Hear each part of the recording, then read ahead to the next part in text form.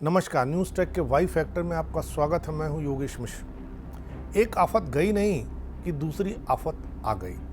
अभी दुनिया के लोग कोरोना की महामारी से उत्पन्न भय और त्रासदी से उबरे नहीं थे कि दुनिया के दूसरे तमाम देशों में अलग अलग किस्म के बैक्टीरिया और वायरस के होने की डराने वाली खबरें आने लगी हैं। कहा तो यहाँ तक जा रहा है कि एक ऐसा बैक्टीरिया आया है जो मानव के पूरे शरीर को सिर्फ 48 घंटे में चट कर सकता है।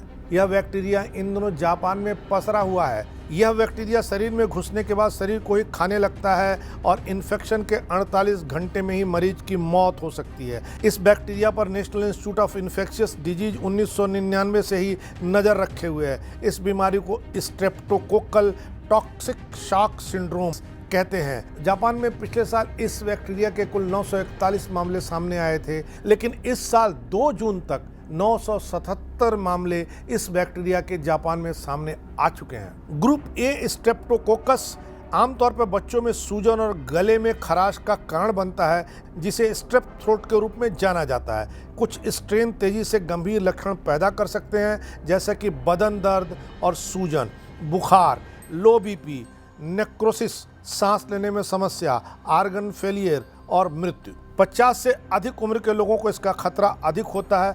टोक्यो महिला चिकित्सा विश्वविद्यालय में संक्रामक रोगों के प्रोफेसर केन कुकुची के अनुसार अधिकांश मौतें 48 घंटों के भीतर होती हैं। सूजन कुछ ही घंटों में पैर से घुटनों तक फैल जाती है और 48 घंटे में यह बैक्टीरिया किसी भी आदमी का शरीर चट कर जाता है, आदमी मर जाता है। जापान के डॉक्टरों का अनुमान है कि मौजूदा दर के मुताबिक इस साल के अंत तक 2500 मामले सामने आ सकते हैं। इसमें 30% से अधिक लोगों की जान जाने का अनुमान लगाया गया है। विश्व के कई अन्य देशों में भी इस बैक्टीरिया की उपस्थिति देखी गई है। 2022 के अंत तक 5 यूरोपीय देशों में इस बैक्टीरिया ने अपने पैर पसार लिए थे।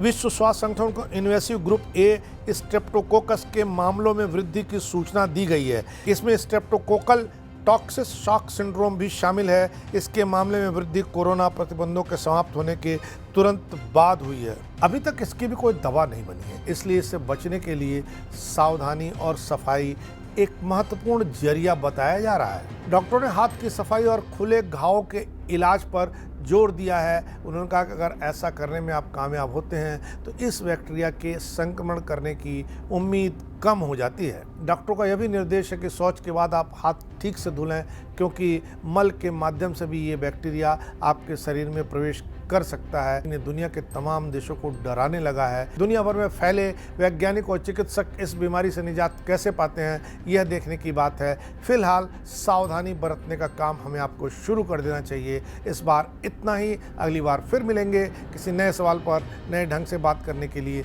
तब तक के लिए नमस्कार।